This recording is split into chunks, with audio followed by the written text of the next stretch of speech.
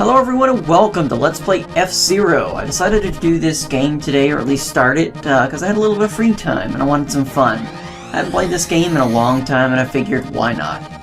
We're going to play the Night League and the Expert class, and we're going to choose a Fire Stingray. First level is Mute City 1. First of all, I decided to play this game because, again, I haven't played it in a while and I just felt like seeing if I could complete it on Expert level. I also realized that there's a Master difficulty, and I'm not sure if I'm going to do that or not. If I just do the Master level, then that's just 3 episodes. If I do the, if I do the Expert, that's just 3. If I do the Master, that's just 3 as well. So, who knows? It depends on what kind of free time I have. This is a little bit of filler. Maybe you'll enjoy it. I don't know. I'm enjoying it. At any rate, this is a pretty easy level, even on the Expert difficulty. If you practice enough, it's not too bad. Another thing I've noticed with this game, as far as the difficulty goes, if the difficulty is higher, it seems like your opponents get a head start on you, and it takes a lot longer to get in the lead. Another thing I've noticed is that in this game, it seems like the enemies are kind of like, how shall I say, if they get behind you, they progressively follow you. As in, there's no way you can build up a sizable lead in front of whoever's behind you. You just can't do it.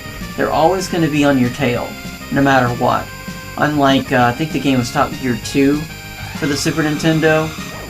Unlike that game where you can build a huge lead in front of your opponents, this game you can't do that. But on a positive side, it seems like even if you get a little bit behind, as long as you have some opponents nearby, it seems like you can pull ahead. But I would suggest practicing this if you want to do Expert or Master difficulty levels.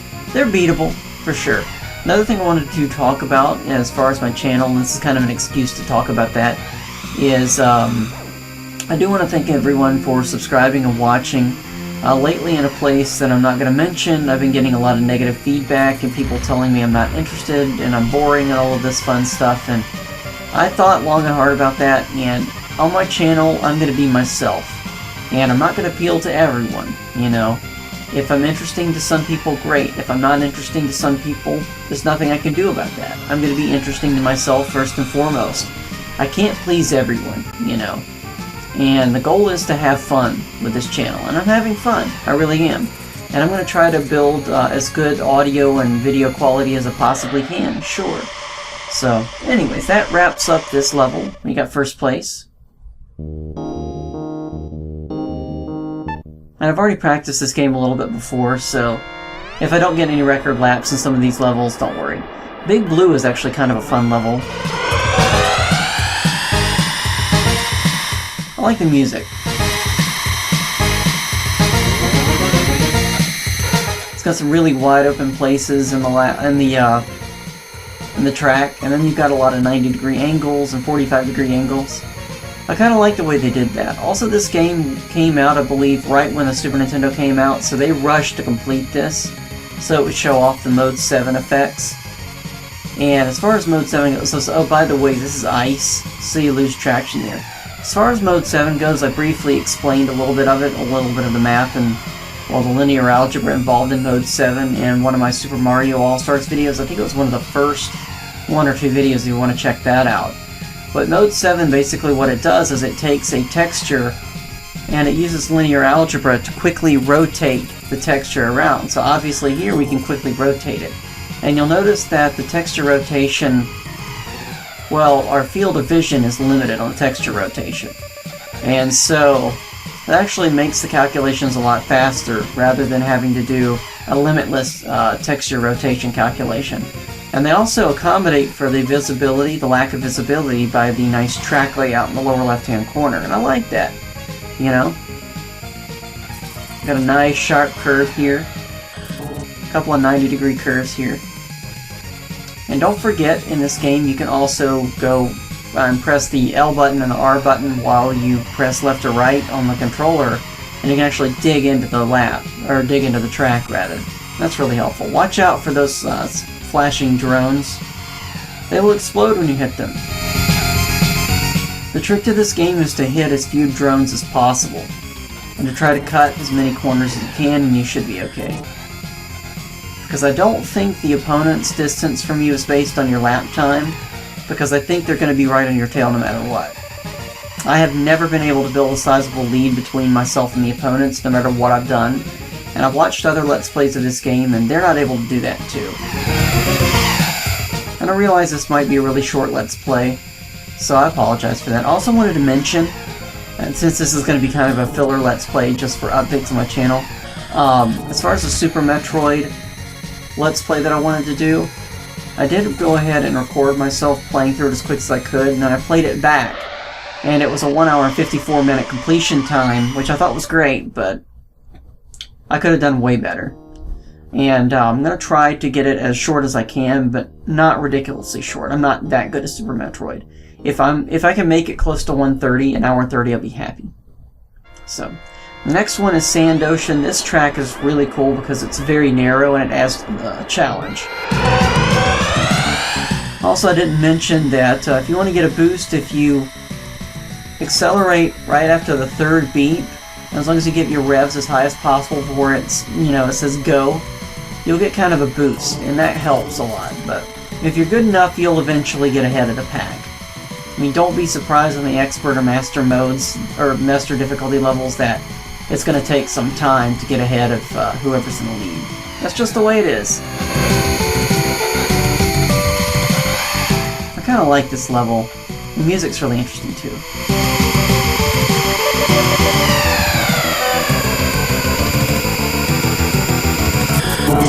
Do a hard right there. Really practice this level quite a bit. And some of it is tool assisted, yes, just so I can record it through an emulator. And that way I can do post commentary and concentrate in my playing. I like to have polished gameplay as much as possible. And I've also had some people comment, not in my channel but elsewhere, that they think my Let's Plays are low effort. They're not. See, the thing is I don't put much in the description. I spend the time on my Let's Plays in the actual gameplay and editing of the video and the commentary. So you can't judge a book by its cover, and you can't really tell how much effort's put into any Let's Play just by breezing through and watching it without paying attention. You really can't. So you have to kind of explain sometimes the effort involved in this game, and this is actually pretty difficult in the expert mode. I'm able to finish F-Zero fine on beginner mode and intermediate. Expert is tough though. This is just something I wanted to put on my channel to at least show off the tracks. And if I'm satisfied with how I complete the tracks in my lap times, then maybe I won't do a master. I don't know. I really cut it close there. With this track, the trick is just to kind of be ahead of the curve, and that's not trying to make a pun. I mean, literally, you have to be ahead of the curves on there and try to plan them ahead of time.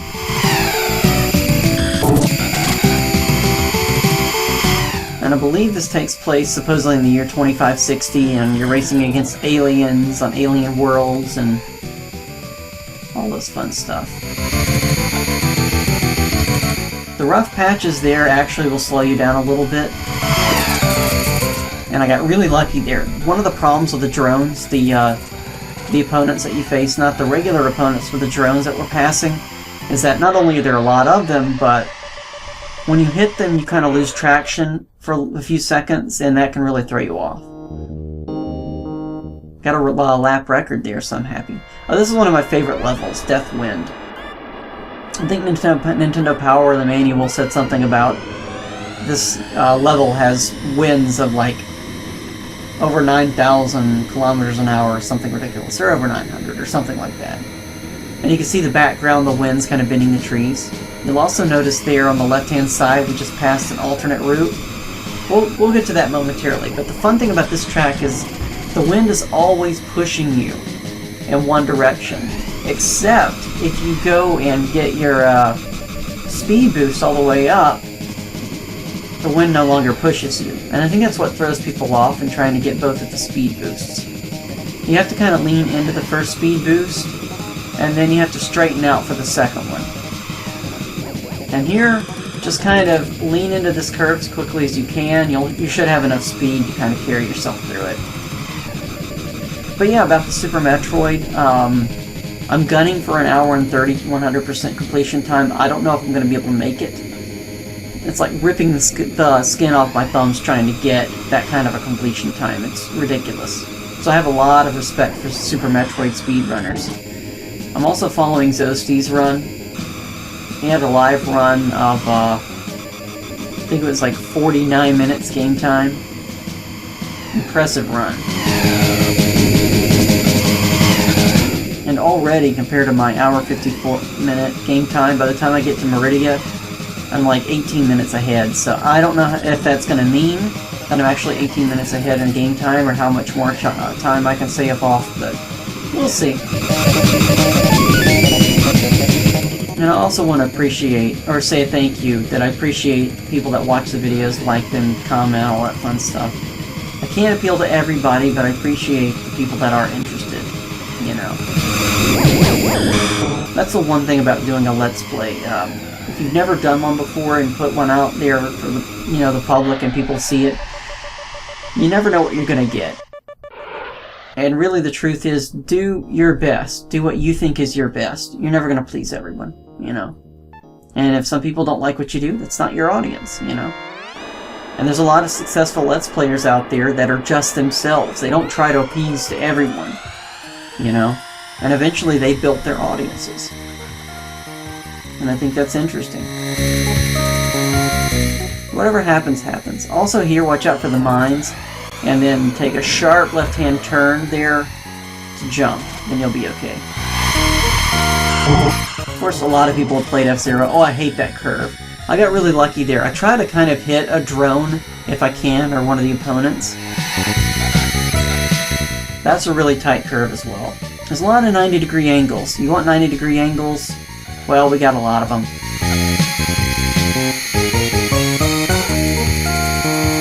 Here, just slow down enough, and you can actually speed back up with the jump. If you press down right before you land, or hold down as you're in the air, and hold it as you land, you won't take a speed hit. Although in some jumps, it's good to actually take a speed hit. The speed hit's about 70 kilometers an hour.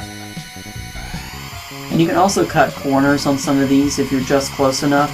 And even if you cut the corners a little bit, it'll actually take off a little bit of speed, and that will actually help you. And I don't know when I'm going to get to the next section of F-Zero. It may take a couple of days or whatever, because I have some other projects I want to do. But I thought maybe some people out there might find this interesting. Plus, this is going to, I'm going to practice auto-ducking with Audacity, with the audio here too. I'm really curious how that's going to work out. So let me know what you think about the audio levels in this game.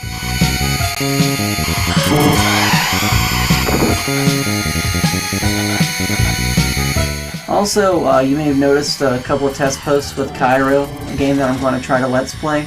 I'm not really sure how I was going to do it yet, and I got a lot of negative feedback at a particular forum, which I'm not going to mention. And honestly, I'd rather appeal to my subscribers rather than people that aren't my subscribers. You guys take precedence, so I think I'm just going to talk through it and auto-duck and let you hear the audio. But I'm still working on that. Maybe I'll get something out for you tonight or tomorrow. I'm not sure yet. It's a fun game. It's an independent game. So I'm going to try to expand my horizons a bit with the games that I play here. And I'm doing this video for fun. Why not? First place, of course. That's actually a fun little level. I like it.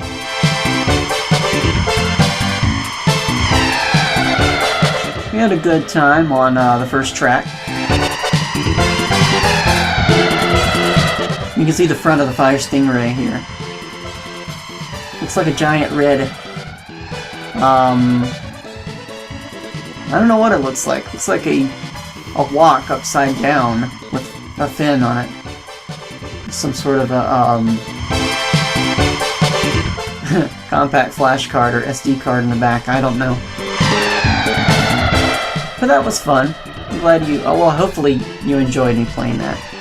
Wait. I hope you enjoyed watching me play that.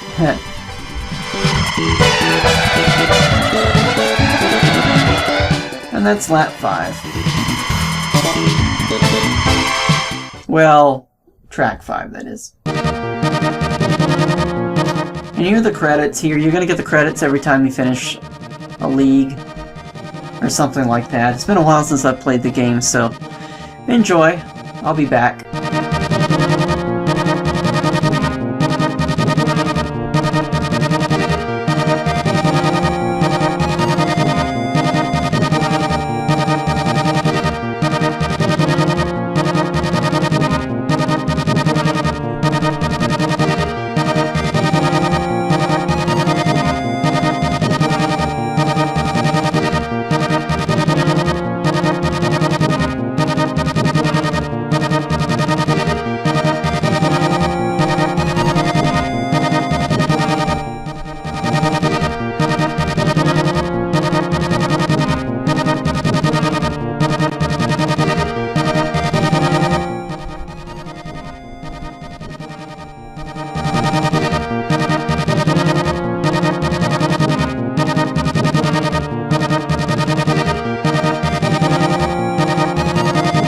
Again, I don't know if I'm going to do the master level or not. It depends on how I feel, how much time I have. This may be one of those games where I just kind of play through it a little bit. Again, we've got the King Circuit and the Queen Circuit, and we'll do those eventually. Anyways, thank you so much for watching. Let's play F-Zero. In the next episode, we're going to take care of the next circuit, so have a good day. Bye.